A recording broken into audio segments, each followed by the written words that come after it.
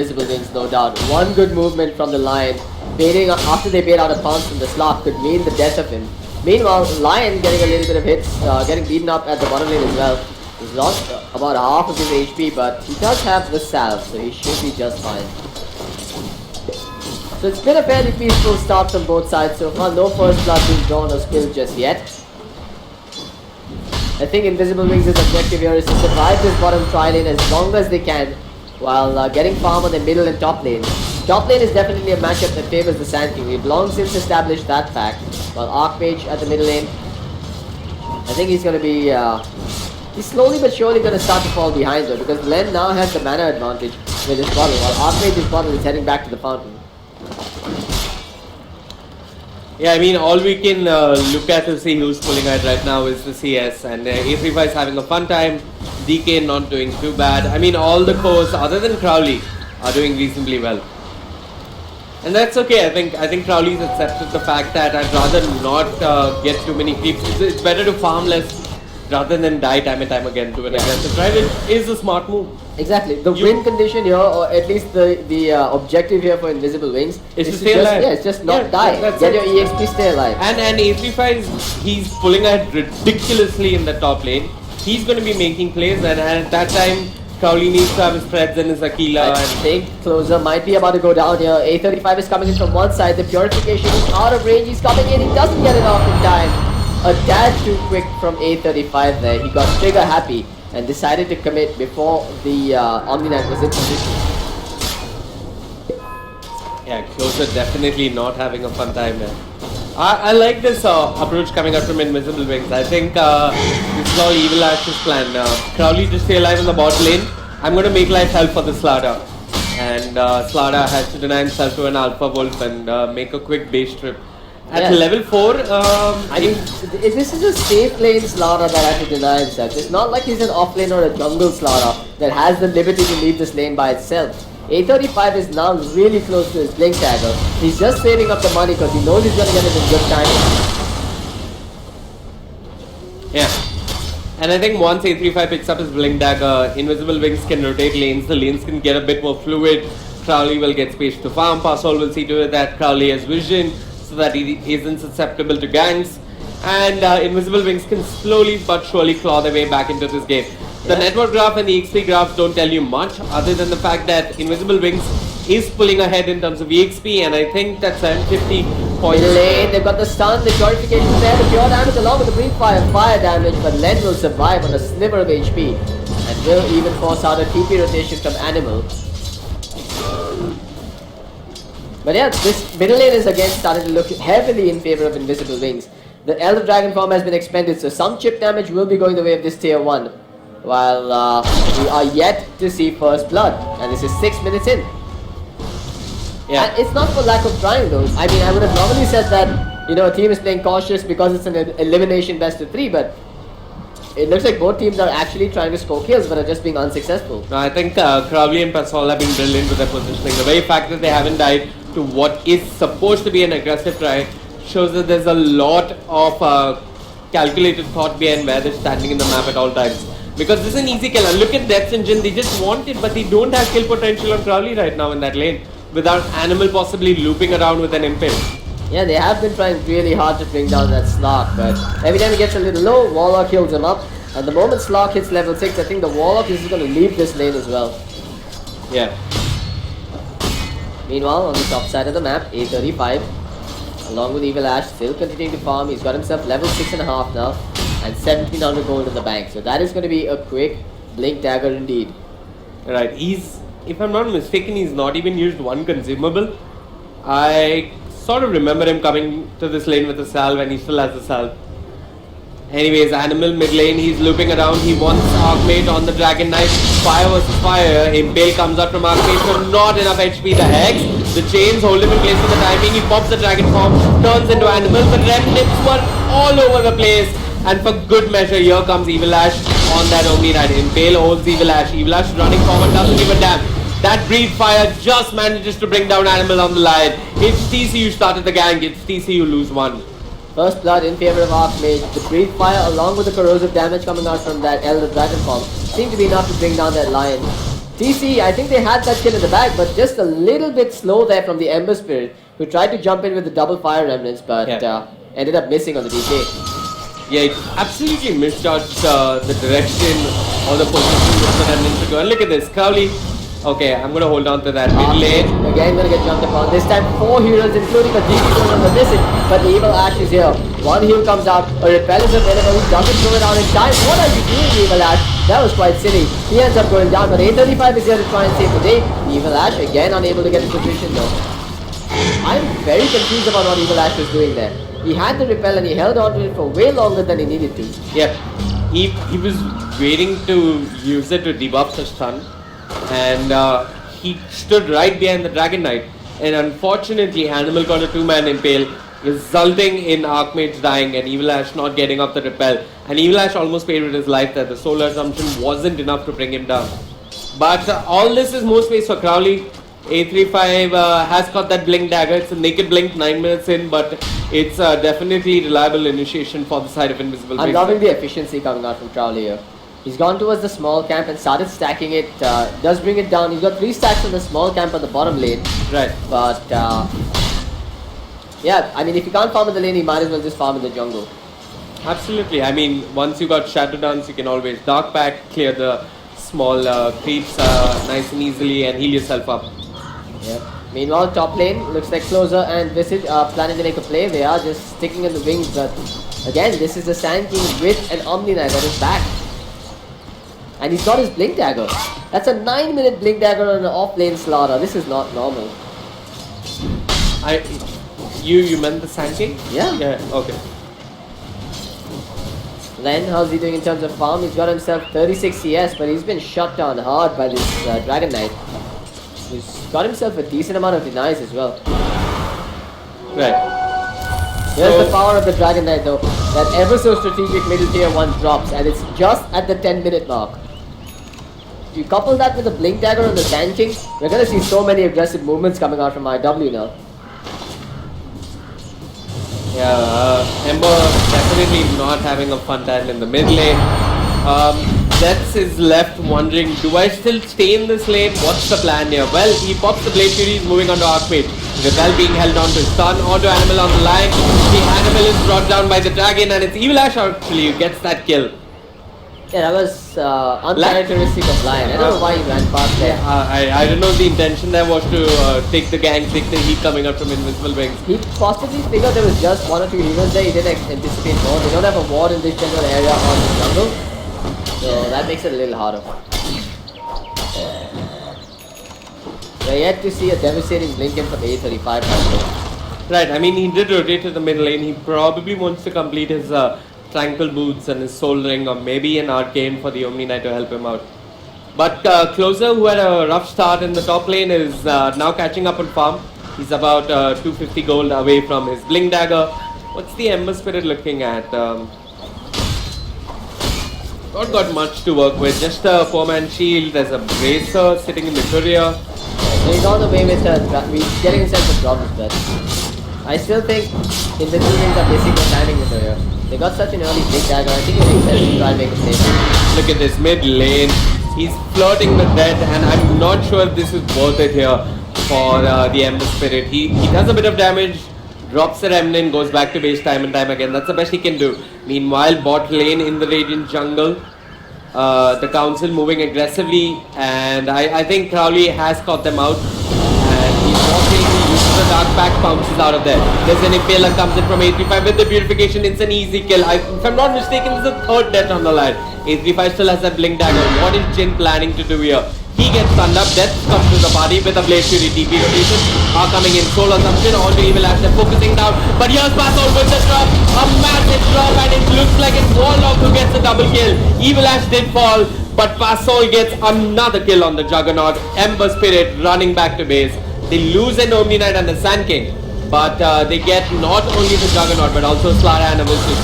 That was totally worth it there for Invisible Wings. They managed to get the epicenter off instantly with a drop. Now with the Chaotic Offering and the Elder Dragon form, they are going to get themselves the tower. Look at that. Picture perfect. The drop smacks right in the middle of free, and then the Fatal Bonds connect on all 4 of them. One Breathe Fire does an absurd amount of damage, and Passol Easily claims the double kill off of that. Annihilation by Invisible Wings. Yeah.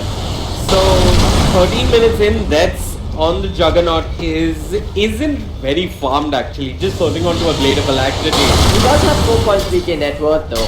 Okay. The net worth chart shows that he is second on the board, only second to the Dragon Knight. He got about 5.5k net worth. Okay, TC, they've got a new fancy toy to work with. It's the Blink Dagger on close and they're going to put this to use. They pop a smoke, they might catch out Pasol, but is this really worth it? Jin thinks about it and turns back to the other direction. The birds and closes, cut him out, crush, great kill, this should be easy, not even using the flash. There it is, Shadow Word, can't keep you alive, go back to base Pasol, and Jin gets the kill. A wild Pasol appears in the jungle, but that's a smoke used to bring down a support Warlock. Right. It's not the most worthy trade coming out from the council. Yeah, I mean, they're going to try and transition this into a safe lane push, but they've lost the mid lane and A35 is doing something similar in the top lane himself. So it's practically going to be a trade here coming out from Invisible Wings. Yep, they're going to get down this tower. Can we take a look at what items Crowley is sitting at? Has he... So Crowley's actually walking around with the Iron Cannon on himself. But he's got another 2,000 gold added to his trade. Yep. Which isn't too bad at all actually. I mean, he's gonna go for the Shadow Blade, I assume, and then eventually the Silver Edge. He's actually kept up in terms of network with the aggressive tri lane that started out with the Juggernaut. He's in fact pulling ahead by 150 gold. Yep, he's got himself a decent amount of CS, 75, but that's transitioned into a lot more net worth on account of the 4 assists he's got on himself. Right. So, smart stuff coming out from Invisible Wings. Yeah, as the laning sheet dissipates, just like to add that it's Invisible Wings who seem to have come out on top here. Slark, double damage rune, what's he got in mind? It's the Ember Spirit. He's not sure there's a Remnant. Here comes Archmage. And the stun connects beautifully. Bounce, Dark back, Remnants out of there and runs back to the mid lane. Yeah, but again, every moment spent harassing that Ember Spirit is a moment that he's spending not farming. Right. He's back regenning, he's not in a safe space to farm. A35 blinks down, Burrow strikes out further. Now Pasol's being run down. There's an attempted TP from Evil Ash. He did repel himself, so he will escape. It's a quick, clean disengage while Archmage and Slark are split pushing the top side of the map. They've taken a page out of the Beyond Infinity I playbook. was going to say that it's the scene from Lagan all over again, but instead of 11 players, it's only 5 who are running all around that ball when they see it for the first time. That's split between lanes here, comes back to the top lane.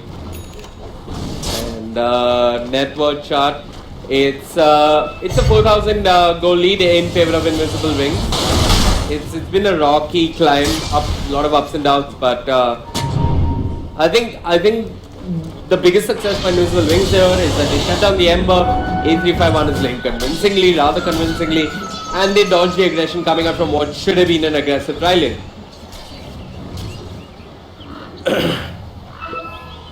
Down in the bot lane, we have some action breaking out.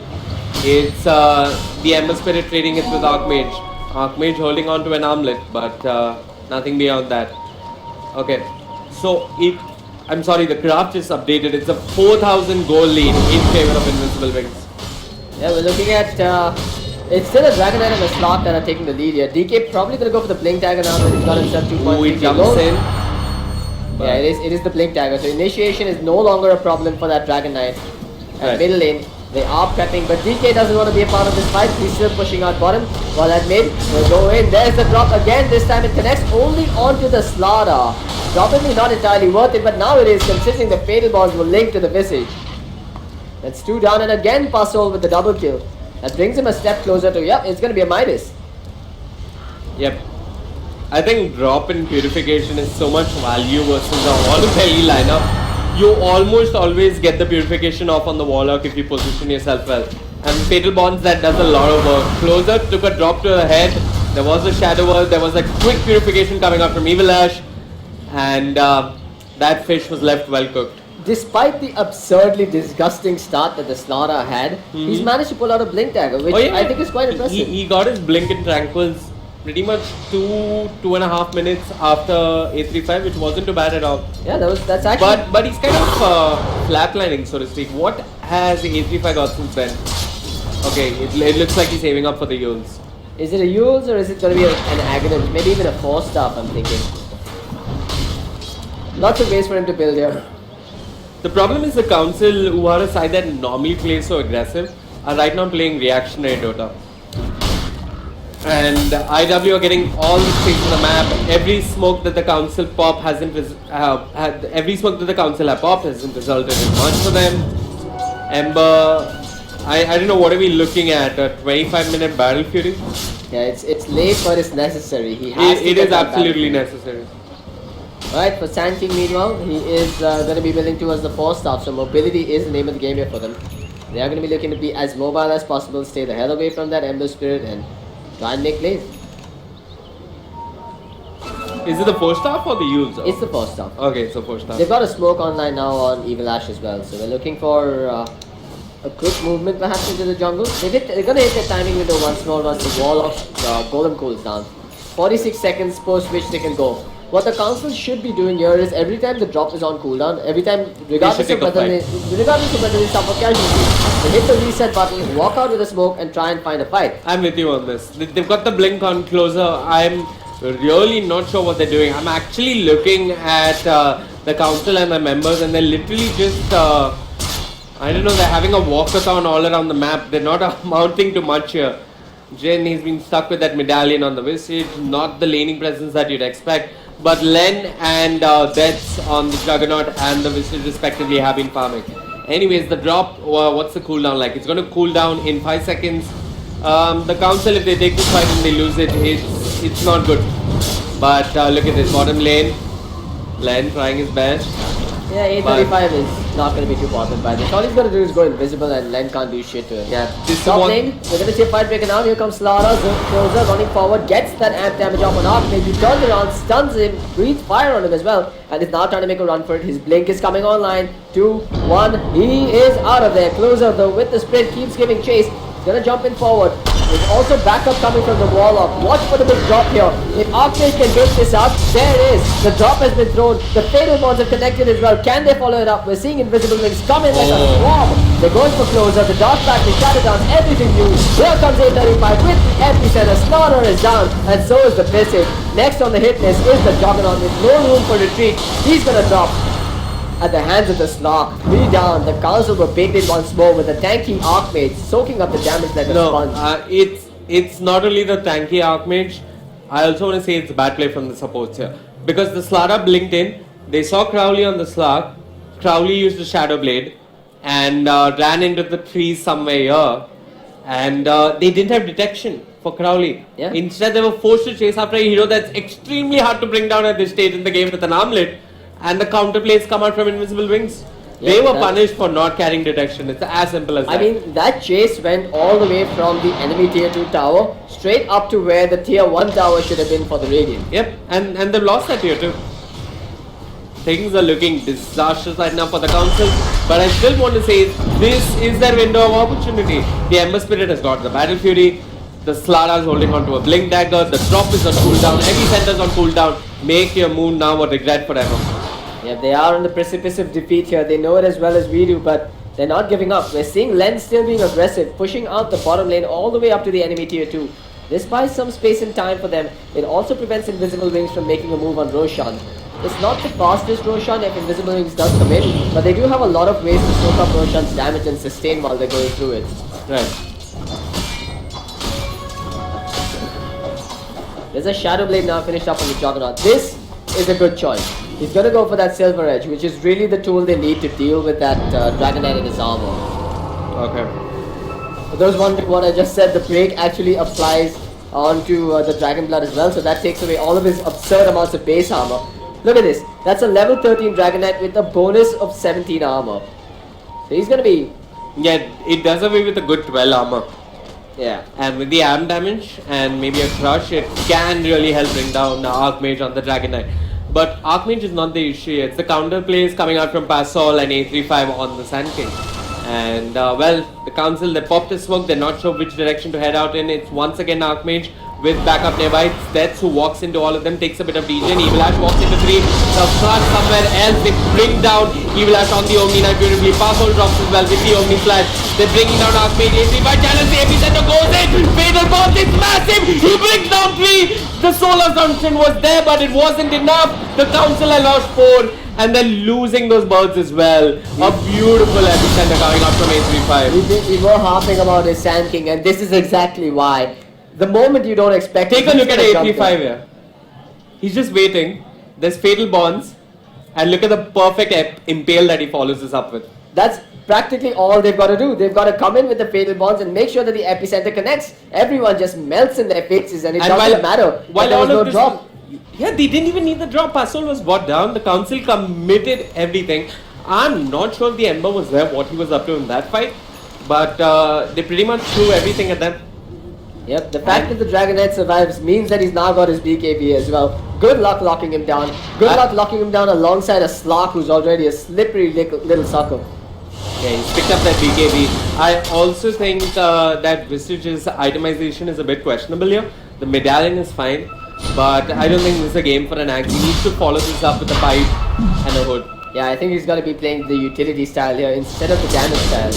They are going for Roshan though, the council. However, their intentions have been read here. We are seeing Invisible Wings walking up there with the smoke, and while they may not have the epicenter, they have the drop, and this is the perfect choke point. A35, you gotta be kidding me. Catches out 3 with his power strike, and then you've got that drop coming out once more. The Blade Fury is there from Death, he's trying to make a run, but Sataricon, aka Crowley, will make mincemeat out of him and follow it up with a side of chicken. As Visage gets brought down next. Roshan, easy pickings now for Invisible Wings. Still trying to contest. Impale onto the Ember Spirit. Evil Ash is around. He pops a Sleight of Fist.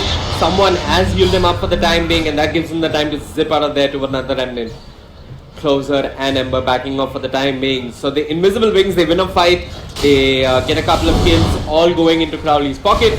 And the drop is still loitering around the map. They've got an Aegis to work with. Dragon Knight will have BKB in a couple of seconds. This should be an easy Rax, but the council are respawning quickly. It remains to be seen what it is that Ember brings to the party here. Yeah, it really is, but again, A35 just being the playmaker, knowing that they're in the pit, without hesitation, he blinks in and power strikes on 3. That sets it up perfectly for Passol to come and drop the base. That was so well done by them, but I think it was also a misplay on the council spot. They should have had a hero outside the pit. They should have had, if nothing else, a remnant flying about trying to spot out movements. Right, I did see Animal on the line linger outside the pit, but I'm not sure what happened to him. He went back in, I think. There we go, Blink with the Elder Dragon Form is locked down with Ember, and they've brought it down before he can jump away. And they'll also get an extra one in the form of a kill on the Slaughter. I mean, this was exactly the kill they needed, because Ember is a nuisance to go high ground against. They brought him down. I'm not sure if he has buyback to work with. In fact, he doesn't. This should be a confirmed lane of Rax. In fact, more. It's the dragon who catches the bird. The bird will fall. And a hexed up A35 walks back calmly. Good stuff coming out from Invisible Wings. They have dominated this game. Yep, in true Delhi style, they made chicken kebabs out of the Visage. And now we're going to be seeing a game 2 coming up with Invisible Wings taking a 1-0 lead. Unless, of course, the council can fight back from this. It seems like a really tall order, but they do have the Ember Spirit. And Ember Spirit is known to be the king of comebacks. Are you saying that in Delhi they make chicken kebabs out of birds? What do you think a chicken is? Okay. Sorry, I'm a vegetarian. Evil Ash, meanwhile, he's got himself a gem, so they're sparing no expense whatsoever to claim map control here. The council are going to be left in the dark and struggling to find farm from a lane of super creeps pushing in from mid. This is not the situation they want to be in at all. Evil Ash is holding on to a Yule scepter. Gosh. And another 1,400 gold. Okay, Slark picks up his Basher. Everything is pretty much just a luxury item. The council is going to take a massive throw, so to speak, from Invisible Wings if they hope to get anything done here. I mean, the only way that the council comes out ahead is if the Ember Spirit can cleave and slice through heroes on the back of a massive stun from Closer. It's a very tall ask to ask Closer to jump in and get a 3 or 4 man crush when Invisible Wings is the team with so much experience against these sort of lineups. Yeah, he's done it in the past. Remains to be seen if Closer can get some wonderful initiation once more. So they've got a 20,000 net worth deficit on the side of the council, but A conversation I had earlier with their captain revealed that they have come back from a game where they were 50,000 net worth behind. Okay. So they have experience in making comebacks. Let's not discount them just yet. I mean, 20,000 is what Envy likes to start off with. Alright, Len running towards the south side, but that's a Slock with the silver edge ready to go. The break should apply on the frame guard if he commits, but it looks like TC has backup here. Yeah, good decision coming out from Crowley. All of TC were around Len on the Ember Spirit. That Radiant Observer did scout him out. He withdraws wisely, while elsewhere Archmage and company are getting the push prepped up. Oh, A35's got an accept as well. Passol has farmed one on the Warlock, 28 minutes in. Ooh. I mean, they have the cleaves to deal with those columns, right? So Hard but not impossible. That's all I'd like to say. I've got Crowley walking forward. He's TP to the tier 2, picked up an Arcane Rune and is now joining his buddies for what should be a high ground push. They still have the Aegis on Archmage, so he's going to be able to run up onto the high ground quite fearlessly. The problem is the Aegis respawn does not bring you back to the Elder Dragon form, so... Oh, does it? I'm not too sure if the patch changed that. But either way, it's a level 16 Elder Dragon form. He's not too worried about dying once, let alone twice. He has a BKB to work with and an absurd amount of armor. That's Link. Very ambitious indeed, coming out from him. He's X'd up. He needs to get that BKB off if he wants to survive. There's the empty. Again bringing down 2, 835 with the purification at his back. That's Lion and Slaughter down for the count. While Archmage will go to work on the buildings. Slot continues to stay forward, brings down another one in the form of the line. He's just going ham here. Crowley is styling all over the council, forcing them back into their fountain, while Archmage will join the fray now, jumping upon that Ember Spirit, sealing the deal with Crowley coming in to claim the kill. Jin, the last one remaining. There is a buyback available from the Ember Spirit, and Juggernaut is on the field as well. They have enough lockdowns to deal with it. There's the big one. The drop comes out. The Pain comes there as well. And again, it's a triple kill for Crowley. Sluggy's just going in and out of the battle. It's an ultra kill. No rampage for Crowley, but it's a team wipe for Invisible Wings as they will take game 1 here in absolute style. Oh yeah, props to Archmage here. Ultimately, it was the dragon that took them to the throne. And there was nothing the council could do for that. I mean, A35, look at that textbook initiation earlier on. They even forced a dieback on Animal. Good stuff coming up from Invisible Wings here. The council, it remains to be seen if they can execute when they're pushed beyond the comfort picks. Oh, how the fates have changed though. This is a lineup that had the Dragon Knight curse upon them for years now, but that's changed. But the council, look at them, they're cool as cucumbers, man. They're like, okay, we've lost one, let's just hit the reset button and come back, let's analyze what we did wrong. And that's exactly what they should do. That's exactly what they should do. Anyways, folks, don't go anywhere. This is only game 1 of a Best of 3 series. We'll be back with game 2 shortly, where Gambit will be joining in, and I'll give him a nice tupply for all that camera control. My name is Vivek, with me is CloudX, and I'm going to hand it over to my man Wagish, who will be there shortly. Don't go anywhere.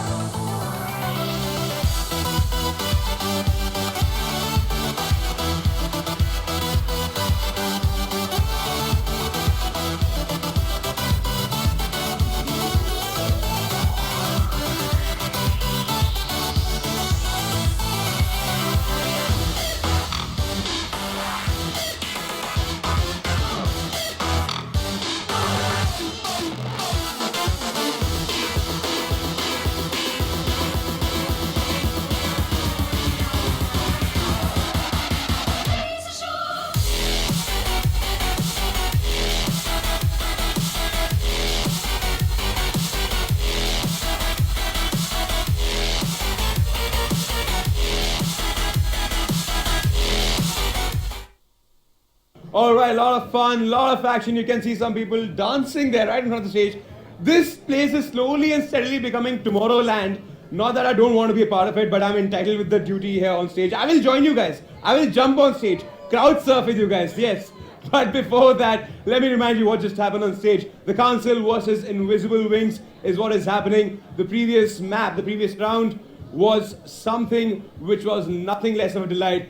Tough competition. The Council had little room. Sand King excellently played by A35. Some really good gameplay showcased there by Invisible Wings. Now, is it going to be the time when Council ups their game and comes back into the forefront? That is for us to see when the game begins. Our caster is going to be ready in a very short amount of time. Till then, stick around, don't go anywhere. This is the ESL India Premiership 2016 Masters, brought to you by Twitch, HyperX, Asus ROG, and Norton Gaming. We'll be right back, don't go anywhere.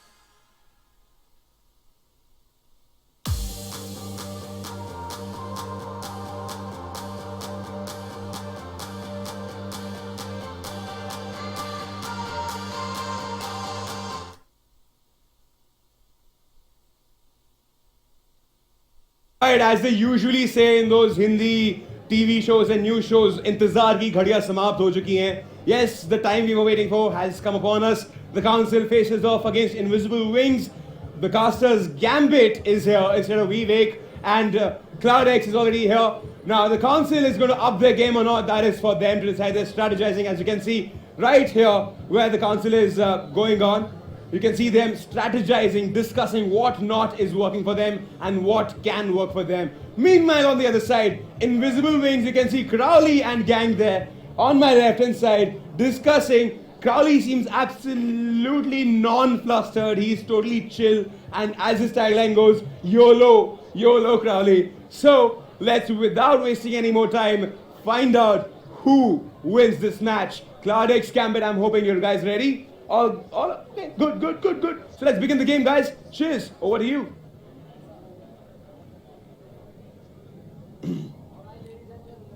Back to the ESL India Premiership. This tournament is organized by Norman Gaming, sponsored by HyperX and ROG. I'm CloudX, with me I've got Gambit. We're going to be jumping into game 2 of this best of 3. IW, you were the camera guy for the previous game. What a fantastic performance, primarily from A35 and Pasol. Never have I seen an offlaner have such a massive impact, Gambit. Yeah, that's the power of the team fight. They came well prepared, I would say. They banned out the Chen. They knew that the Skyrat wasn't going to get picked, and the last pick, Dragon Knight, absolutely crushed the hopes and dreams of the Council. Council, they looked strong earlier in the tournament, but I think they ran out of strats, or the cheese strats which they were running before, and that seems to be the problem here. It is starting to feel like they've come in with a select number of strategies that they're going to run, but they're starting to wear thin on that. I mean, IW is an experienced team. They've done their homework on these guys. They've seen what they're capable of. They beat their BI beat their Chen strat yesterday. IW banned out their Chen strat today, and they're banning it out once more. No Chen's going to be coming into the fray, but the Council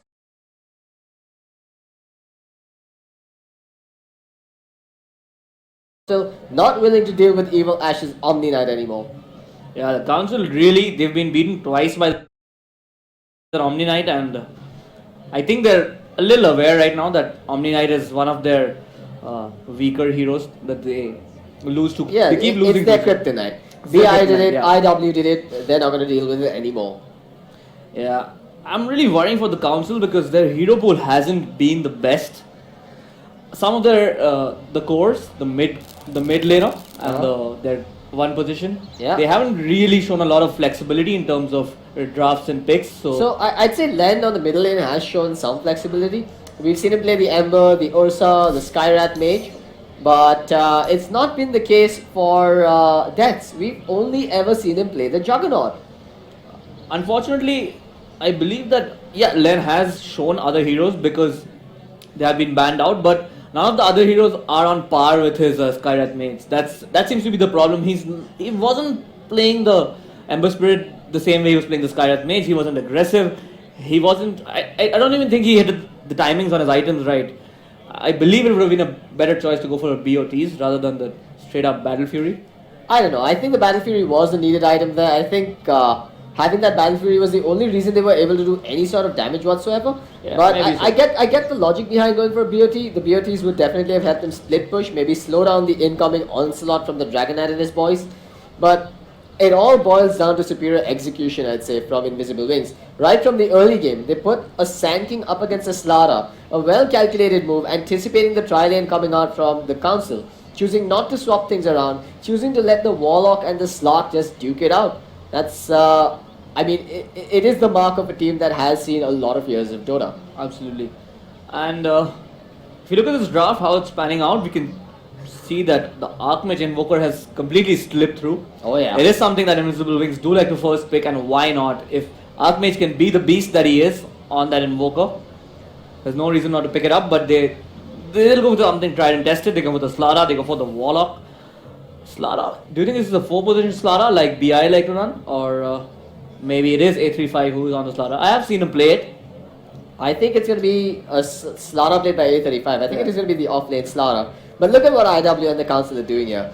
So the Council desperately wanted their Skyrat Mage, and if they get their mid Skyrat, they're okay with facing him off versus an Invoker. So they tried to bait Invisible Wings to pick up the Invoker in the first phase, knowing that Archmage will want him, to which they would respond with a Skyrat. When Invisible Wings doesn't pick up the Invoker, they're willing to play with something else versus him. They don't waste a ban on him, they don't waste a pick on him, and the Council has now revealed what their own middle lane is going to be. I wouldn't be surprised if IW just changes gears and picks up a Puck or a Templar Assassin to deal with the Skyrat mid. Yeah, I think TA is what Invisible Wings are gunning for, and to couple that with another mid lane support hero, which Evil Ash might pick up, I think they're going to have a pretty strong lane against the Skyrat Mage. They're pretty prepared, if I'm not mistaken, against the Skyrat Mage pick, and that's why they've let it through. Yeah. And it's not like it's a very hard hero to deal with. Everyone knows how to deal with the Skyrat Mage. You can counter pressure him. He doesn't have a lot of HP to work with. He has a lot of movement speed, but if you gank him, there's no way he's escaping, right? I think the bigger problem with Skyrat all valid points, of course. But the largest problem with him is that after he's dominated the middle lane, that's the only way he actually gets to grow any further. If he doesn't dominate the middle lane, he's done. There's no comeback mechanism for a core Skyrath mage. He's going to be squishy as all hell. He won't have that 4-star for the mobility. He won't have the Atos for the extra HP. He's a walking silence.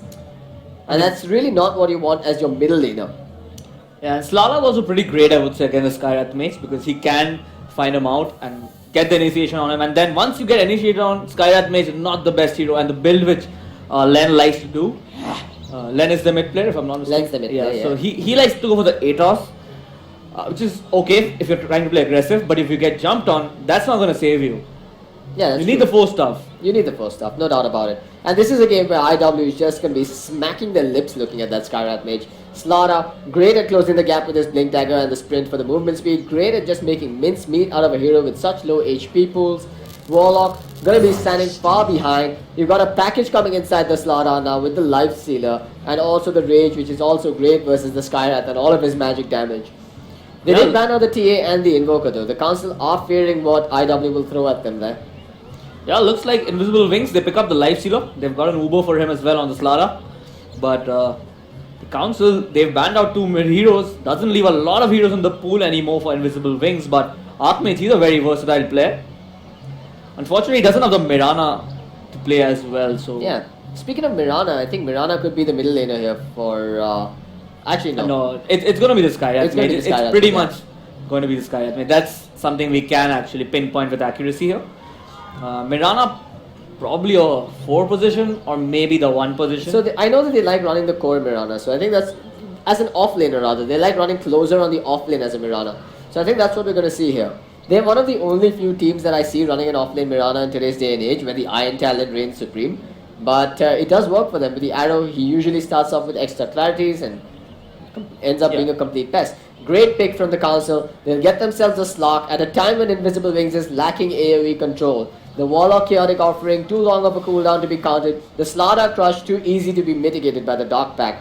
IW should be looking to get themselves a Disruptor now, or maybe even the Earth Spirit for Evil Ash. Yeah, Earth Spirit is definitely one of the picks which will work in this game. He'll be great at ring into the mid lane as well to gank the Skyrath mage. It's gonna fit, whatever. He can fit whatever role he needs to be in this game at least. Yeah. He's great against the Slav. The silence works wonders. He's great against the Skyrath mage in ganking mid. So, yeah, Earth Spirit definitely something that Invisible Wings will be pondering about here. Another hero that snuck there it is. The Earth Spirit. But another hero that snuck past is the Batrider. And the Council are looking for a possible off-laner. But I think it's still going to be the Mirana off-lane. It's just a preference thing from the Council. Don't know if Archmage plays the Batrider on the mid lane because now we know for a fact that Slaughter is on the off-lane and it's going to be handled by A35.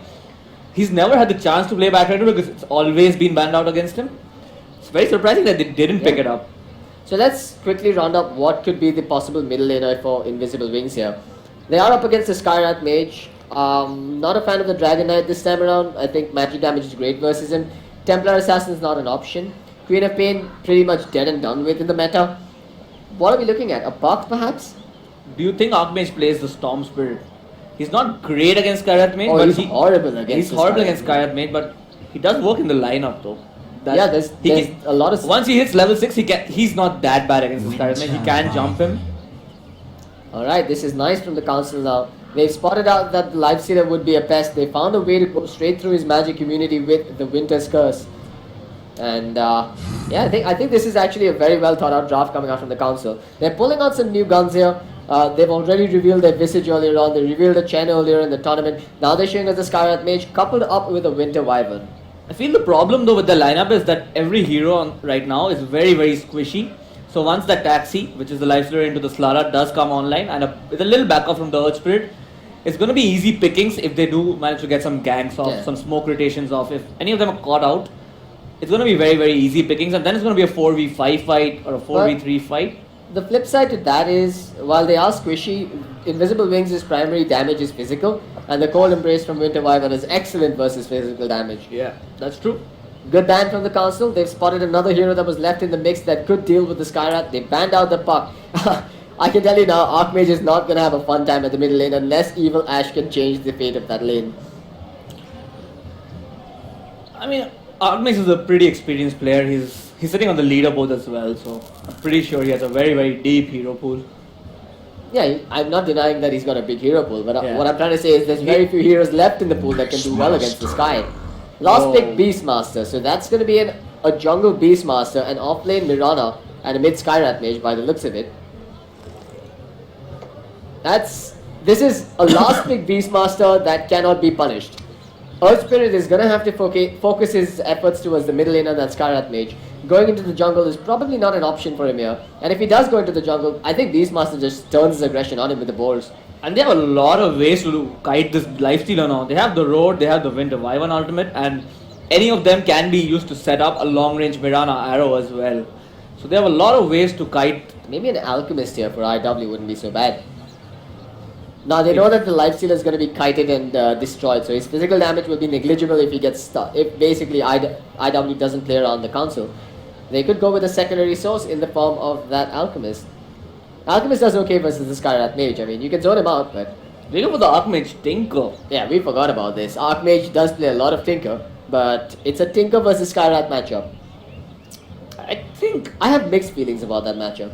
I'm pretty sure Evil Ash is going to get some stacks rolling in for the side of for Archmage to farm out. So Yeah, but he's still going to be okay. He won't really die to Len. It's a double-edged sword, right? Because now they did get the Beastmaster who's going to be uncontested in the jungle, but you've also got the council that cannot contest the Radiant jungle. There's no way they can stop the stats from coming online for the Tinker. There's no way they can actually go in there early and drop down wards because IW, let's face it, has a fairly strong team fight even at the level 1.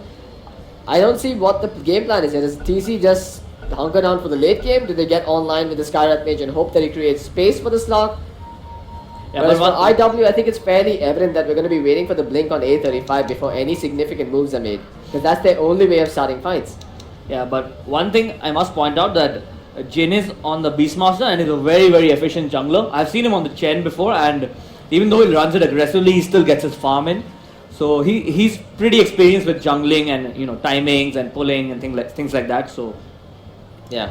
that is something we must look out for. He's starting off with the Iron Talon, which gives me the idea that he's going to start off in the jungle right off the bat, and he might become a secondary core if IW don't put a check on him. Yeah. I think most of the early game is going to be dependent on Jin and Evil Ash for both sides.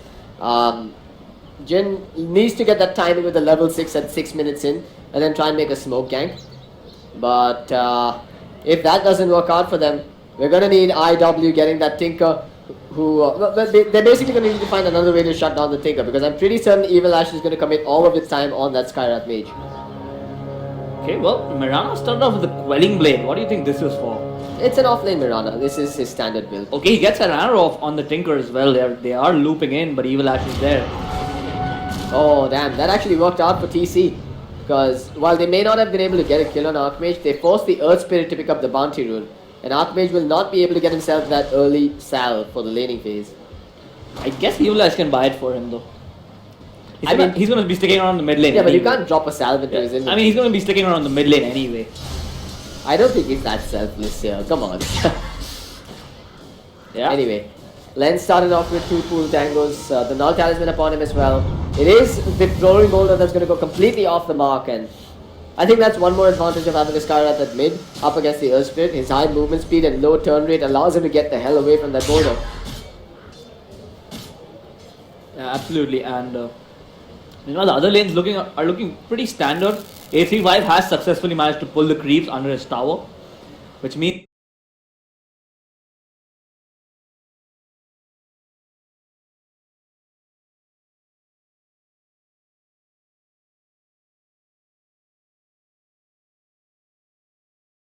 Beyond Tinker looks like he just overstepped his boundaries. and I think a lot of it is because he did not have that bounty rune to work with. He got a little triggered in the beginning. Well, Evil Ash still just going all over the map here. He does want to contest Jin though in the jungle. Yeah, And, and looks like Mirana, he's not even walking to lane. I don't think it's that hard a lane though to contest. It's only the Lifestealer and the Warlock, and you do have a leap to work with. Look at Jin, Yeah. trying to trash talk in the on chat there. Sup ES, he knows he's there, but what can he really do about this? Evil Ash is happy to leech EXP from him. Alright, Mirana once again aiming up, lining up for an arrow on Archmage. Are they going to be able to get this one? Nope, he's actually heading top to try and find some jungle stacks of his own. He doesn't have a ward though, so he's just going to be farming it. Yeah, he takes out that big creep as well, so even if IW want to stack that camp, it won't be really efficient. How's Pasol looking on the top lane? There's nothing to do there, absolutely there. There's no one here to contest, there's only stacking and pulling going on. Pasol is having the time of his life here. Right, so closes back here. Archmage. Looks like he didn't take an arrow this time around. He's going to need some more backup coming out from Evil Ash, who's now gone bottom. They will get the rolling boulder off on Animal, and they are going to be able to use the crush. They'll catch two with the crush, but I don't think they can convert this into a kill. He missed on the boulder smash. Evil Ash making a slight misplay there. But even then, I don't think they'd have gotten a kill. I don't think he used the boulder smash at all because it's off cooldown. Yeah, he basically dropped the remnant, the stone, and then he didn't end up kicking it. I don't even think they had the damage to get the kill though. Yeah. That's what the problem was. But he's got another rolling boulder and he is looking to jump in. Animal. Has that, well, he doesn't have a point in the cold embrace just yet, so he is a target that they could make mincemeat What of. is going on in the mid lane though? Len is sitting at 2 creeps, even though he got first blood, while Archmage is sitting at close to 11 creeps and 9 denies. He's absolutely wrecking the lane, even though he gave up first blood. That is absolutely strange, man. I mean, he's had backup from the Mirana, he's had pretty much free farm on the lane, and while he may have gotten first blood, he's not exactly winning this lane like you pointed out. Look at the net worth graph. He's just a sliver of gold ahead of Archmage. I'm pretty confused by what's going on because Len did start off with that null talisman, so he shouldn't be having too tough a time last inning. He's finally getting some creeps on the board, at least. For all of Evil Ash's movements though, he is suffering in the EXP department. He's stuck at level 2 and is the lowest level hero in this entire game. That boundary will not going to be picked in his favor, while at bottom lane he's got 835 jumped upon, he's got a TP out and will survive. He's tanky enough to make that escape, but it also means that Slark will continue to farm uncontested now. Yeah, good presence of mind to pick up that early TP, knowing that there is no stop coming out from the council on this bot lane here. Alright, Len. Shows what you've got. This Skyrat Mage pick, it's ballsy. It could pay huge dividends, but as of now, it's not doing too well on this middle lane. But now it's starting to turn. Len started to run forward. Look at the damage from that one Arcane Bolt. There's the second Arcane Bolt. He has the mana for a third. A few more hits and then an Arcane Bolt to follow it up. He's down. Archmage taken apart, and just as we were wondering what Len's going to do, he ends up getting the kill. But Evil Ash is here to return the favor. He's got that Orb of Venom, but he can't transition it into a kill. Meanwhile, Shin on the Beastmaster, he's been having a gala time in the jungle, sitting there only farming a couple of camps. Doesn't even need to rotate out of those 2 camps. Already he's picked up his boots and a completed Iron Talon. He's already sitting at level 4 as well, so pretty good stuff coming out from this jungler. Yeah, he's going to hit that timing window of level 6 at 6 minutes at this rate. Yeah, meanwhile on top lane, Crowley has gone in on closer, but there is a leap out from the off laner there. He's actually stuck in the trees, and Pasol knows this. But he ends up healing himself. What? Yeah, but he does have the Quelling Blade to work with, so he will be able to get out and walk out of it. Alright, good stuff coming out from the council. They're 2-0 in the lead now. Both kills going towards the middle lane Len. This is the perfect start that the Skyrat Mage could have asked for. And while he may not be up high in the CS department, his net worth is second only to the Lifestealer. This fight though, again going to break out. The third kill now secured for Len, as he'll bring down the Slara alongside Jin. I don't even know what Slara was doing there. He didn't even have any backup, so there was no point going for that kill.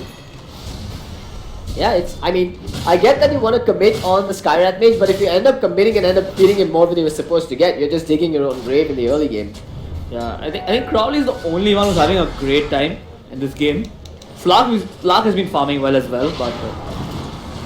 yeah, but that's the problem, right?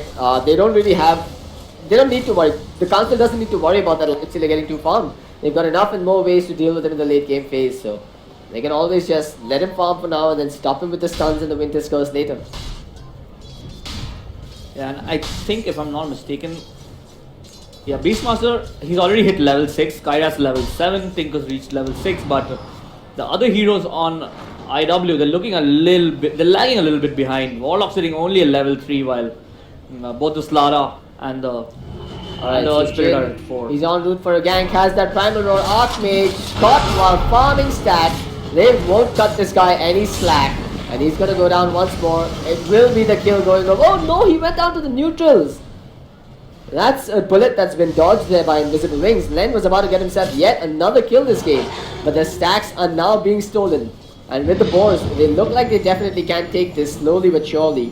What a horrible situation for Invisible Wings to be in. But the council really just pulling out all the stops and making all the right moves.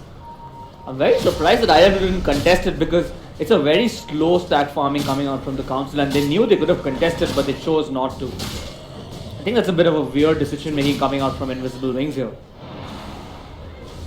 Bottom lane, A35 doing some chip damage on the tier 1 tower while Deaths, he's salving up, he's almost at level 6. Once he gets 6, there's no more kill potential here between Evil Ash and the Slaughter. They are going to have to make a play on him now if at all they plan to. The Council meanwhile, up top closers got himself the boots online along with that Ring of Aquila, so he's making good progress despite being a roaming support this game. I don't think he's a support, this is a pseudo roaming core if anything.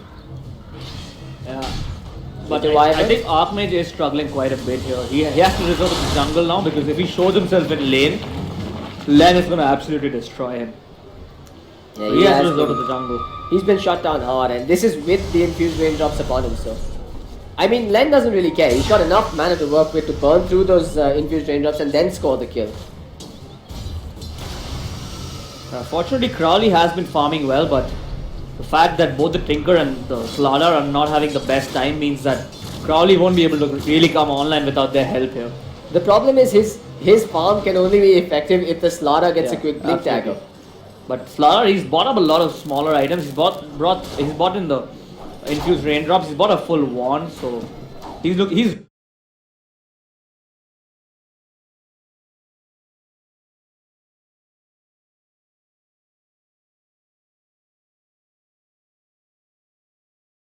really far away from the blink dagger. He can use the Earth Spirit as well to get into fights. Right. So he's probably going to have to rely on that for the first gank at least. You got a Moonlight Shadow gank.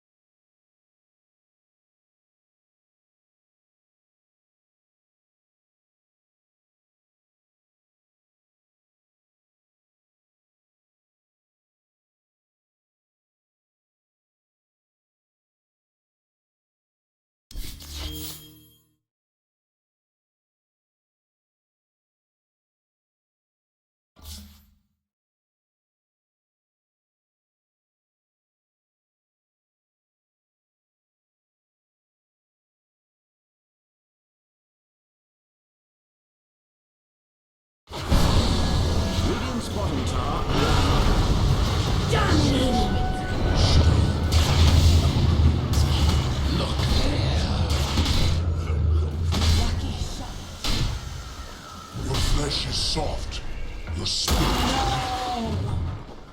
to the dead zone with you.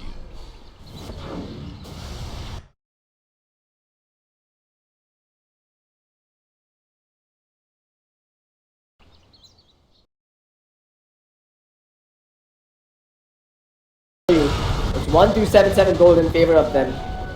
That was all Evil Ash really. Magnetized, Boulder Smash, Geomagnetic Grip, all on 2 heroes, securing 2 very crucial kills before the fight broke out. And then you had A35 cleaning up one animal. Yeah, the council, they had 3 heroes for that gang, but all of them were off the map for so long that IW, they knew something was up and they were prepared with the TPs. On the top lane, Crowley has been stunned up, but there's no way this Mirana has enough damage to do anything. Crowley's got himself that armlet online already in the Lifestealer. I assume he's going for the Echo Saber next. He's still got 0 deaths, but it's time. If he doesn't have a package deal with the Slaughter this time around, he's going to go with the Rolling Boulder on Evil Ash. It's a 2-man smoke. They're going to use the Slaughter as bait at bottom and maybe try and score yet another kill on deaths. Gonna be There's really the dark pack already used. It's now or never for them. They sense an opportunity. They'll go in. They'll get the silence. They'll get the stuns. And Slark is going to hit the deck. But no, the cold embrace is there. Instead, they'll focus on Animal. But Death could be in trouble here once more. He uses the dark pack. The shadow dance and is going in on Evil Ash. But they've held him in position with the crush. The Mystic Flare comes out. They're turning it around. Then going on the life stealer. But the army toggles from the life stealer will keep him alive. While Evil Ash, his rolling boulder is cut short. Here comes Jin. There's the drop. The Fatal Bond's not in range just yet. But he is coming close. Len is about to meet his maker. It's a dominating streak taken up by the Life Stealer, who's also going to get the kill on Jin. Double kill for Crowley. Invisible Wings once more with a successful team fight. Yeah. Pascal comes in late. He absolutely saves that fight over there. That brilliant infernal drop there. Catching out 2 heroes and securing 2 kills for Crowley here. Great stuff from the side of Invisible Wings. Pascal has been exemplary on this Warlock in both the games here. Yeah, absolutely stunning coming out from them. They bid their time in that fight, fought it through to the bitter end, but Animals come in here, a Splinter Blast a tad bit too late. He was spotted out. And again for the Council, the position 1 is just not having the impact he needs to be.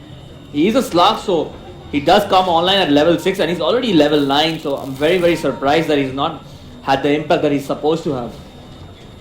Did survive in that fight though.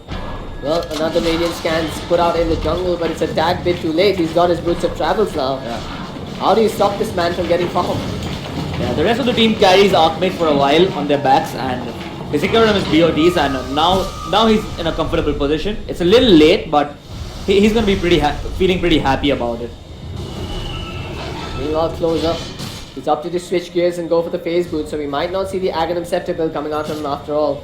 I have seen TC do this, but mid, there's the crush coming out. Len is out in no man's land. The Life Stealer doing whatever damage he can, but it's not enough. Arrow flies, connects. The Life Stealer is down, and Skyrat Main seals the deal. The Fatal Bond doing some work. They will bring down the Beastmaster, and then they will throw down the Witness Curse on the Slaughter, but he will make away. Here comes Evil Ash, kicks the boulder into the fray, pops the Magnetizer onto 3, and is doing whatever damage he can along with the Fatal Bonds. Animals taking quite the beating and will end up dropping, while they will end up keeping out Len. A lot of work being done by the supports here. Evil Ash doing some great work at the tail end of the fight. Unfortunately, Crowley did get caught out by that Atos, which the Skyrat Mage is rocking currently. It's a great item for solo pickoffs, and they find a kill on Crowley, which is not bad, but they're still getting countered in the team fights. I still feel like that's a fight that went in favor of the Council. They ended up getting a 7 it absolutely did. They ended up getting the kill on the Life Stealer, and all it cost them was a Beastmaster and a Winter Wyvern. Yeah, and finally the Slark decided to make a rotation and he had a positive impact in the fight as well. He's going for a Shadow Blade and I think it's a great pickup in this game. Because when he's silenced, that is his only way to make things go right. He will bring down the Warlock deep behind enemy lines. He did get a big Fatal Bond off, but what's the point if there's no follow-up at the moment? Len and Ko are just diving with confidence and finding pick-off after pick-off. Can they transition it into an objective though, because they are losing some of their own towers. Yet this Rod of Atos is really paying its own. Yeah, it is paying off dividends here, but top lane, Archmage, farming, hoping not to get caught by an arrow. Closer didn't fire it off just yet, while at mid, they end up getting the kill on the Earthspin again. Len is in, but he's gonna lose his life to the Life Stealer. It's the second dominating streak taken away by Crowley's Life Stealer here, alongside A35. This time it wasn't worth it for the Council, and that's the primary issue with the Skyrat Mage. Yeah, and that will secure a lot of gold for Crowley. He's picked up his Echo Saber, that completes the item for him. So, yeah, Skyrat Mage did get a kill there, but getting picked off was a little worse than getting the kill there. Arrow almost clipping on Crowley there while he was going to work on that tower, while Pastrol is standing a step behind to drop an Infernal just in case things go wrong for them. They do want to siege this tier 1 tower, but I don't know if they can take it down with just the 2 of them here. Yeah, they're gonna back off because they know that Slara is not in the vicinity as well. He's farming the top lane, so there's no point taking the fight without him. I think Warlock's gonna get caught out though. On the Slark, he's gonna get this kill, pass over, hold onto the Chaotic Offering, choosing not to drop it. Yeah, but Slark's looking for more though. Evil Ash, he's gonna get bounced upon. Evil Ash can roll and go away. He kicks the Slark instead, and that'll keep him alive. That is the mid tower though, which is taken down by the side of the Council. They have a little more space to work with. Slark with that Shadow Blade will have a lot more free room at least now. While that was happening, Archmage was busy pushing out the bottom lane, so he's getting some good farm going himself. His Blink Dagger is going to come online shortly. But the Council does have the Hawk to watch for that Tinker. I think Crowley might pick up a Blink on his own here. That might be the item of choice. But they are rotating as a 4-man unit here. I mean, there is the Lifestealer infested in as well, so it's a Oh, they're complete gonna find fight. Jin. The smoke is broken. Can A35 go in the right direction? Jin knows what's up. The crush is there. It will stun him, and they will be able to find the kill.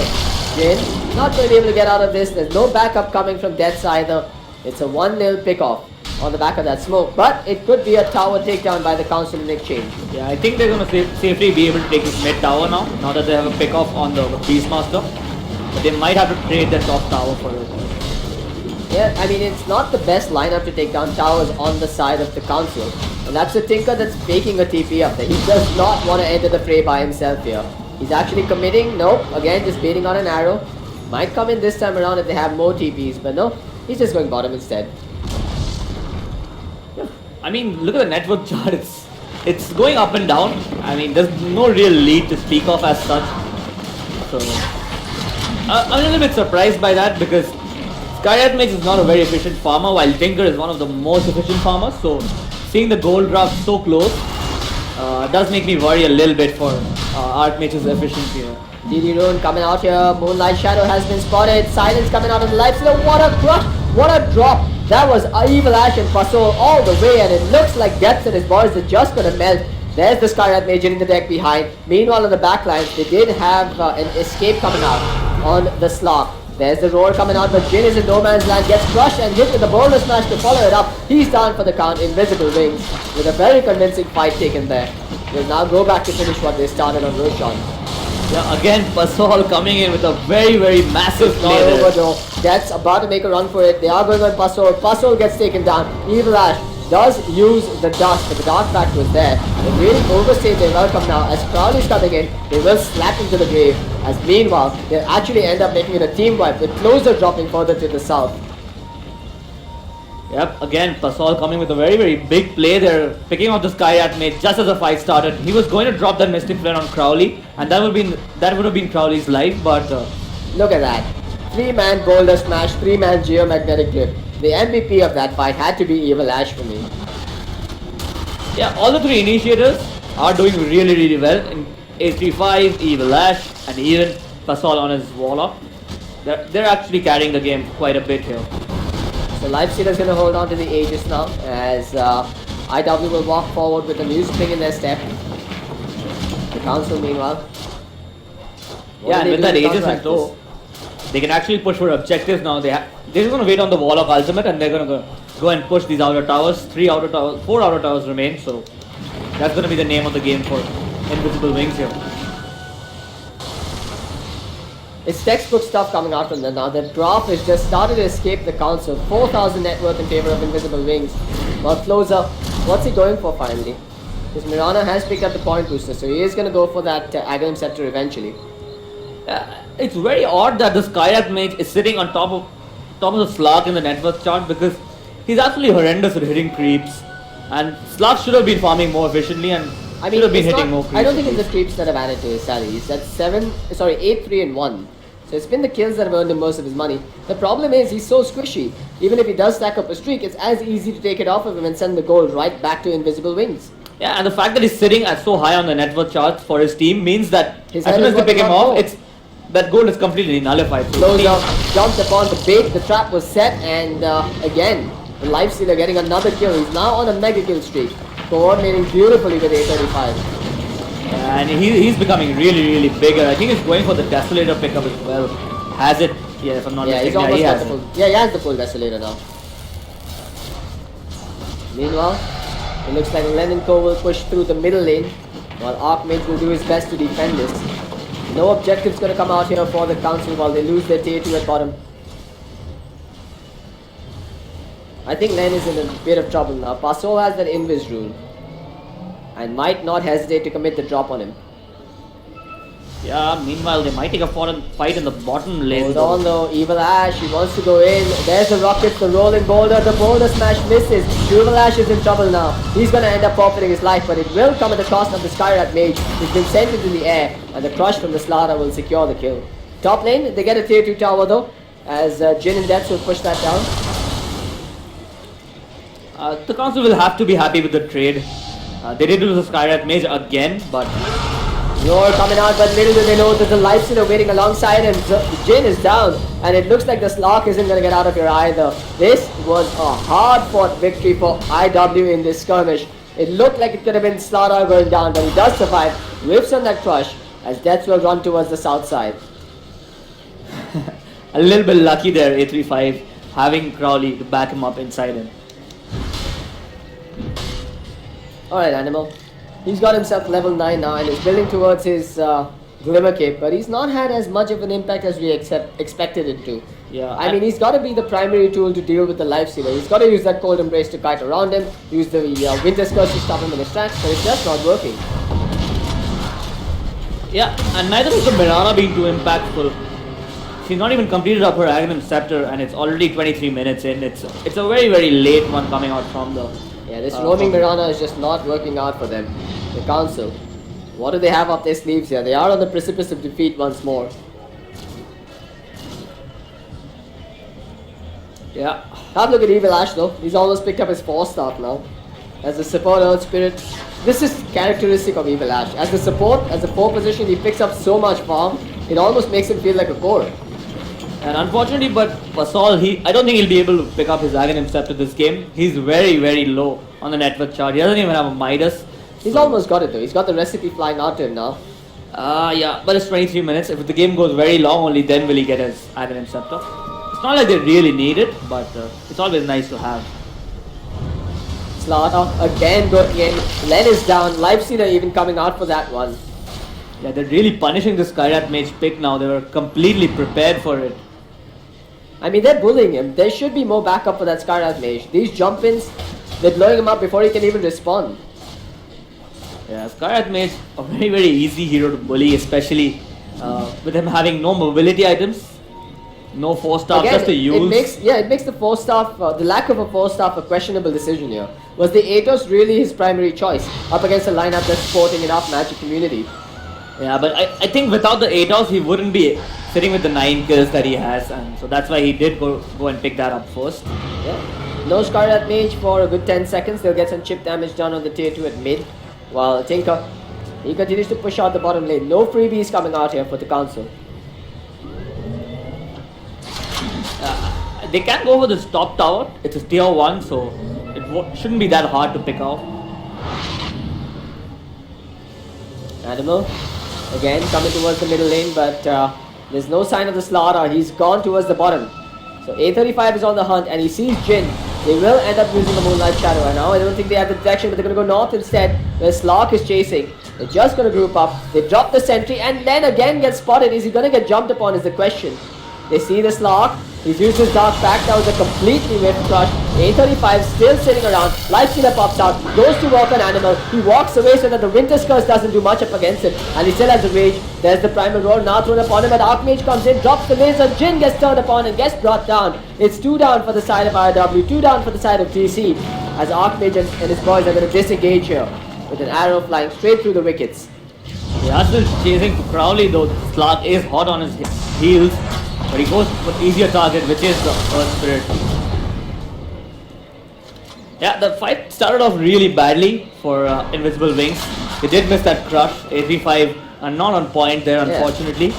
And that's what sealed the deal for them. That looked like an absolute panic play coming out from A35. He could have jumped in for the Winter Wyvern, he could have jumped south for the Skyrat Mage, but instead he just crushed nothing.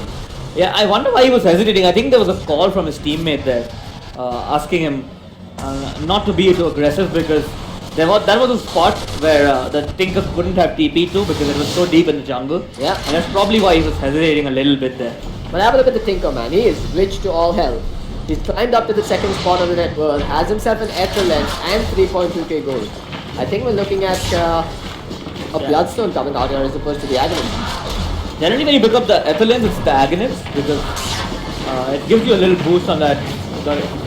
On the damage output. On the damage output, the laser gets boosted up, so does the rockets, so it's probably going to be the item sector The here. Council are getting some big items as well. They managed to get the Necronomicon level 3 on that Beastmaster, and now they have a Blink Dagger on the Skyrat Mage as well. So mobility, initiation, no longer a problem. They've got enough damage to work with as well. And it does look like the Council are starting to pull further ahead. Let's have a look at the graphs. It is IW in the lead, however. But with the next big items coming out, I think the Council is going to look to make a smoke play right about now. Yeah, the council did win the last fight, so Invisible Wings, they should be a little careful coming into the next one, but I mean, it was a misplay that cost them the fight, so they won't be really too scared of going in. So what's next for Crowley's Lifestealer this game?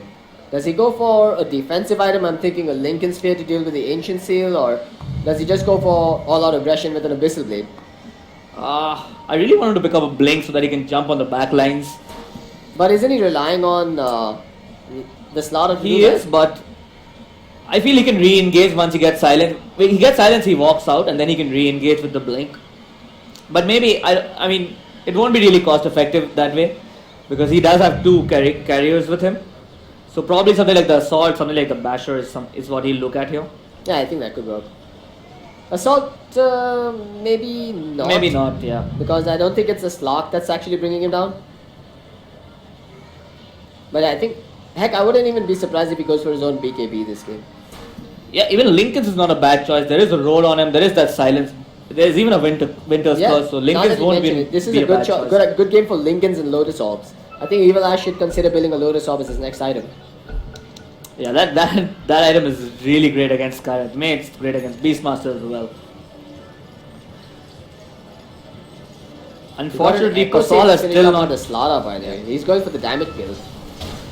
Yeah, unfortunately, Pasol has still not been able to pick up his Midas. He's just sitting with a recipe, and yeah, he's a little poor this game.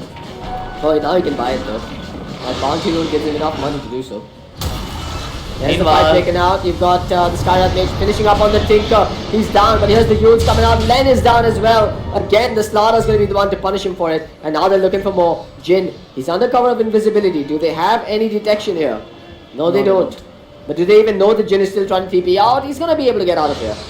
A35 won't find him.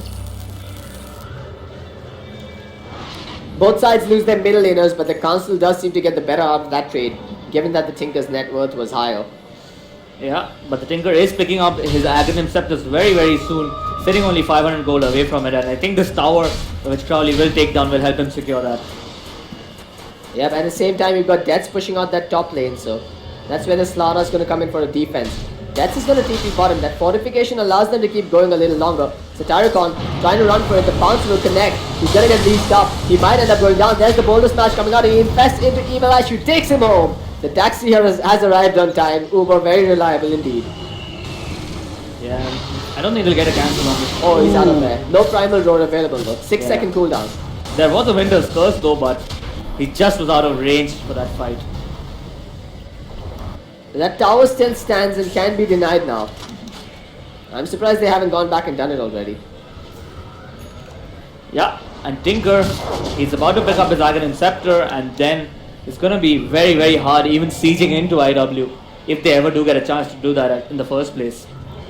Yeah, that's the point when Archmage just goes pew pew and takes down everyone in this space. He's also got, yeah, he does have the money for it, so he's just going to buy it out right about now. Yeah.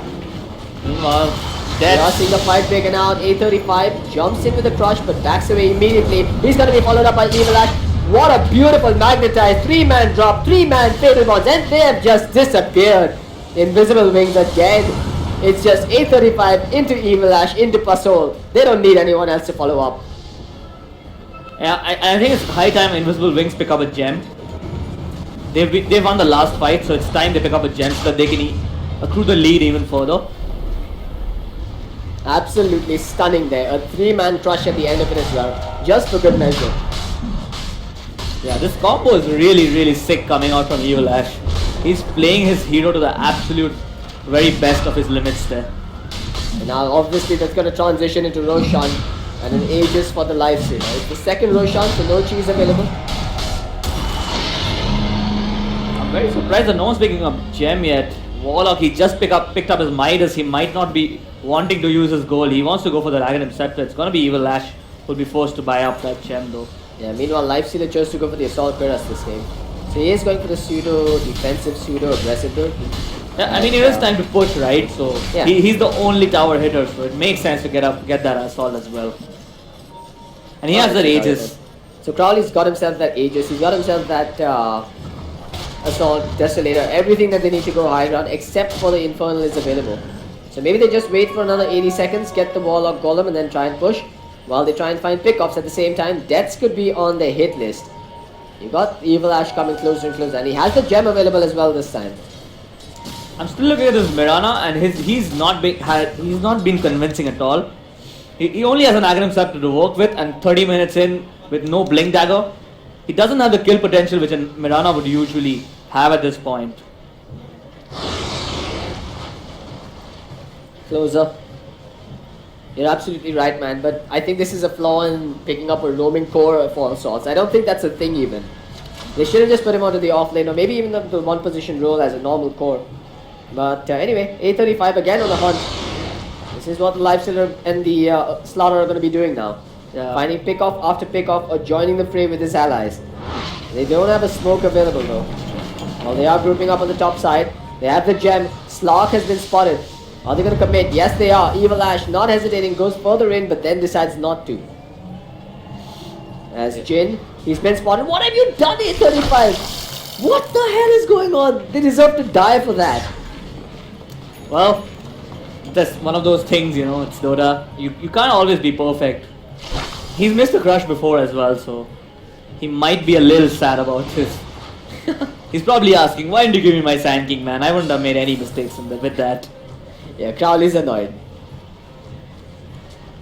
Yeah. Hashtag triggered there. There's another crush. This time he'll come out without actually waiting any longer. If this was a normal game, I think Crowley would have been marked AFK by now. Uh-oh. Slark walking on thin ice here, but he knows that the gem is available on Evil Ash, so he's not going to stick around for much longer. Yeah. The problem with the council lineup is that they can't even counter push that fast. The Mirana is decent at counter pushing with the Dragon Scepter, but they're really slow with the Slark and the Skyrat Mage. And Tinker, he's always there to defend. Finally they get one tier 1. But look at that, 4 heroes for IW sticking on the top lane. They're going to go for another tower. Archmage should TP in very soon to push out any defenders. There's the death on the middle lane. Tinker goes down to the Skyrat Mage. You've got Evil Ash now going in to return the favor again. He kicks him in the face. The Yules is only going to delay the inevitable as Evil Ash will rolling boulder once more and finish the job. Meanwhile at top, you had Winter Wyvern going down and the Lifestealer continues to remain infested. Again, IW may have lost 1, but they've gotten 2 and are looking for more. Unfortunately, Evil Ash does have the gem, so A35 can't really aim shit on the Slark. Oh, they popped out just in the nick of time, but it looks like Depths is still going to get this kill. Nope, he isn't. He's going to make a run for it. He's another Dark Pact. Yeah, A35 deserves to die for that one, but he still won't. He had the crush and he waited out the Dark Pact before stunning up the Slark. While middle lane's being pushed in, you've got Necronomicons level 3 pushing up to the tier 3. Yeah, the council, they got something going their way. They picked up the Tinker in the mid lane, and that's the only thing that prevented that team fight from going horrendously wrong for them. It's only the fact that the Tinker wasn't there in that fight. BKB finished up on the Slark though. This is trouble now for Invisible Wings. They've had a hard enough time controlling him without that magic immunity. It's only going to get harder now. And I don't even like this Blink Dagger pickup from Skyrat Mage. Sure, it gives him solo skill potential, but he needs something to save himself as well. He could have gone for something safer, a Ghost Scepter, a 4-star. Yeah, I absolutely agree. I think a Ghost Scepter or a 4-star would have helped out a lot more. The Yules is doing fine in that department, but it's not enough when he's positioning so deep with that Blink. I mean, time and again we see him diving past enemy lines to get 1 kill, but then it's like he's not thinking of the consequences immediately after. Yeah. He gets a kill, but he always pays for it, so not the ideal scenario from him here. Then, well, Tinker, he's sitting at 4,000 gold after the Aghanim Scepter. What is he going to pick up? Is it going to be the Hex? Or is it going to be something else like the Bloodstone? I think he's going to go for the Bloodstone. No, he's actually picked up a Void Stone, so yeah, it should be the Hex. Should be the Hex. Jin's got his own Blink Dagger. In fact, in total, they've got just 2 Blink Daggers on the side of TC. If anything, I think Animal should be given farm priority to get that Blink now. Yeah, I think he's there, that is bug. He doesn't really farm a lot. Yeah. So, 835, he also picked up a BKB of his own. So that's a brand spanking new 10-second BKB on the Slara. And with his Echo Saber, he does a fair bit of damage. And here we go. He'll jump straight in. Wow, Winter Wyvern just melted alone. yeah, 835 just solo killed him. He's really farmed, man. There's another crush, and again it's the Mirana that's just gonna get sliced and diced. What are they doing? That's 3 down as the Beastmasters even ended up going down to Earth Spirit at the bottom lane. Here we go though, they're gonna jump in on Crowley. He's got nowhere to go. The armlet toggles through the Mystic Flare but ends up dropping anyway. While on the front line, there will be a drop along with Slara finishing up on the Skyrat Mage Deaths. Manning up and fighting through. But that was a godlike streak going in favor of the Slot. He got 1,000 gold off of that, but will end up dropping. It's a 5-man wipe, Invisible Wings. They're gonna get the first lane of barracks in the middle lane. However, there are 3 buybacks on DC. Yeah, 835 has had enough. He's tired of being the carry for... He's tired of carrying Lifestealer inside him now. He wants to be the carry himself. He's a solo killing hero. He solo kills the Skyrat Mage as well. He solo kills the Beastmaster. So Once more, the Council are on the precipice of defeat here. They're one step away from being knocked out of the ASL India Premiership Masters. They've made it so far. They were the underdogs and now they've been the favourites, but IW are once again en route to take us to a BI versus IW El Clasico for what could be the last time in Indian Dota. yeah, and I can't say I'm very surprised. The Council did impress, but they started falling off since yesterday. When the Chen gets banned out or it gets countered, they don't really have a lot of answers to any of the questions that the Indian teams are posing. So yeah, they started strong, they performed well, but looks like this might be the end of the road for them here. 835 also has that Moonshard now. Now he's just getting cocky. That is just... Yeah, he picked up rubbing the Midas salt into early. the Council's wounds now. There's so many other things he could have gone for. I mean, it's still okay. He picked up the Midas very early, so he had a lot of gold coming his way. He's sitting on top of the Slug in net worth, so great stuff from 835. I mean, a Lotus Orb, man. We've spoken about how much value it holds here. If IW loses this, I blame 835. Yeah, and it looks like no one is picking up a Lotus Orb. Even the Earth Spirit is going for an Aghanim Scepter. Hex finally complete on the Tinker. Will be put to use in the next fight as well. More new toys coming out as well on the side of IW. Got the Lincoln Sphere finished up on the Lifestealer. And more importantly, the Aghanim Scepter on the Earth Spirit. Slowly but surely, if you look at the graph, IW has strangled TC and they've taken the net worth. It wasn't really looking that big a lead, but look at how it's moved. They've slowly and surely taken away the lead, and now suddenly we're at 14,000 gold deficit for the Council. IW are playing it safe though. Yeah. They're gonna wait for that Roshan, get the Aegis this time with the cheese and then try and push.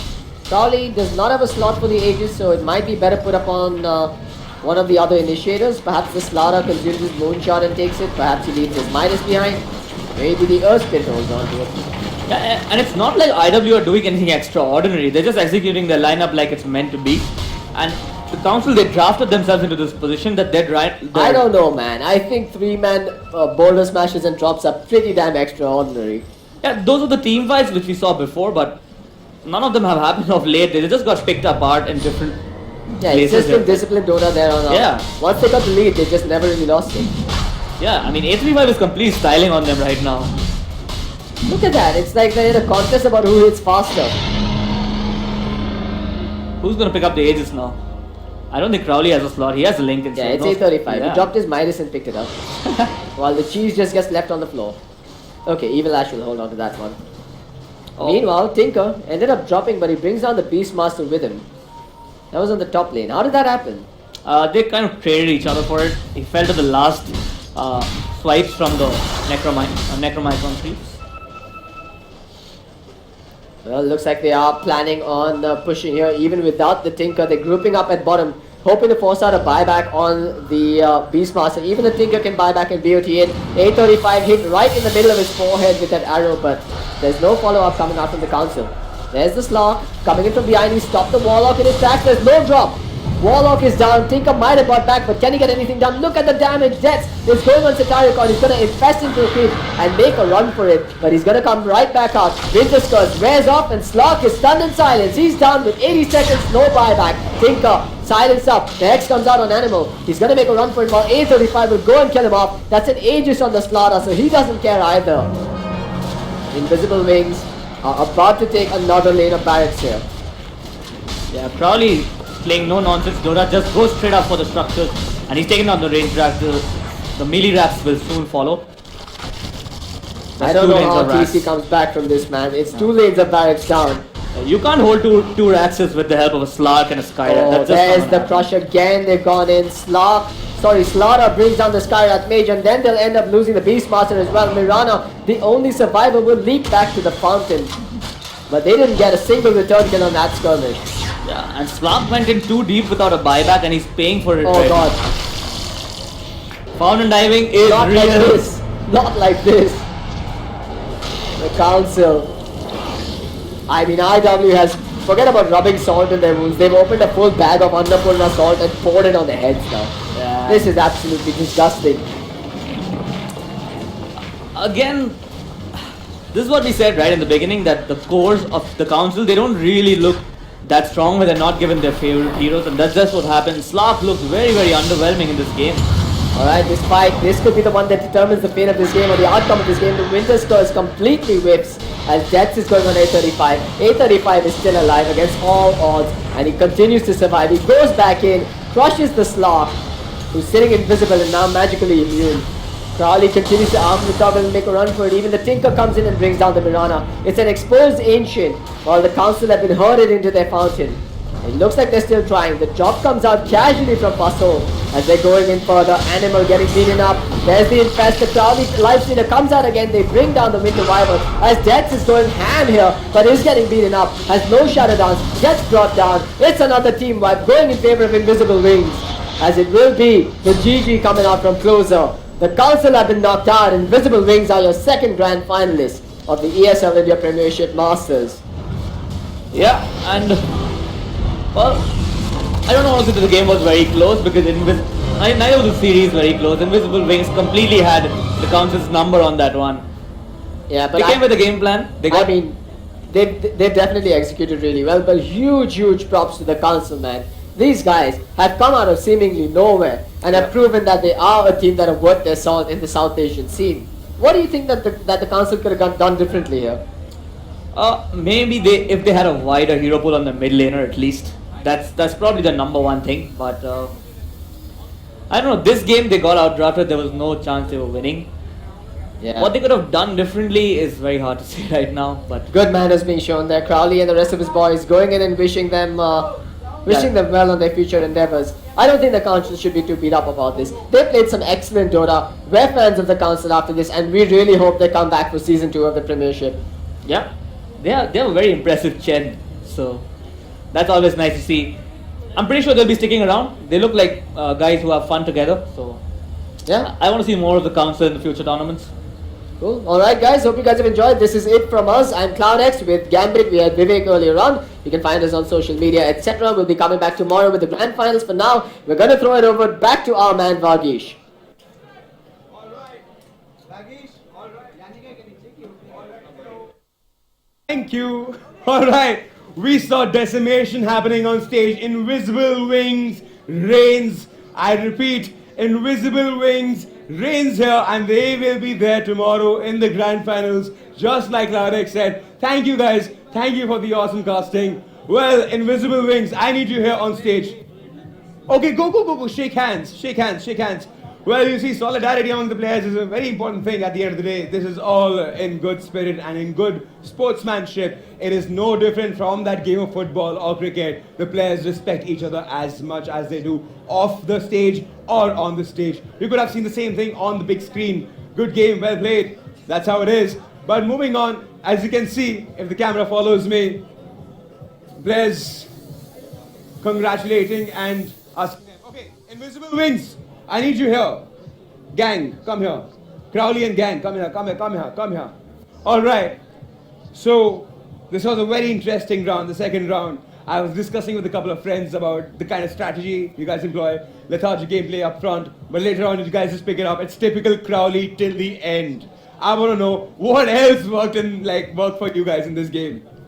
I thought the first time we lost to them, we kind of figured them out because they have this set of heroes. They play all these retarded heroes at mid, Skyrath Mage, Ursa Warrior, Chen, and the heroes which get into your head. So we banned those heroes. And All right. went to trade. Any particular comments you want to give to your teammates? Any particular person which stood out in your team? I think shout out to Warlock. He played very flawless. YOLO play. Very good ultis. Very good ultis. Warlock, come here. Come here, man. Alright. So, just to put a name to that character, people, this guy was playing Warlock. You want to give your nick to the people just in case they didn't see it? Pasol. Pasol, people. Now, Pasol, tell me, why Warlock for this game? Was there a strategy behind it? What was going on in your head? I think they should have banned Warlock. My team was picking Warlock for me since first day of the event. I think they should ban Warlock. That's it. Okay, now you guys are ready to face off the team tomorrow in the grand finals here at ESL India Premiership. Now I want to know any plans for tomorrow? Any strategy? No plans for tomorrow. No, really no plans. It's like random gaming. Random gaming. I like the way this guy says this with a smile on his face. Doesn't seem a bit that he's under pressure. And all these guys can say is YOLO play, random play. I don't know how they come up to this lingo. Crowley, you're influencing the team very badly. But congratulations once again. You were outstanding. Thank you guys. Thank you. Go ahead. Have a great day. You won the rest. Well, a huge cheer for Invisible Wings. They make it to the finals tomorrow. You get to see them on stage. Now, moving on. We're going to be having a small break to be set up for the next CS game. We're going to see from that game who comes next tomorrow to face off in the grand finals. It is yet to decide. So till that time, we'll be cutting off for a small break. This is the ESL India Premiership 2016 Masters, brought to you by Asus ROG, HyperX, Twitch, and Norton Gaming. We'll be right back. Don't go anywhere.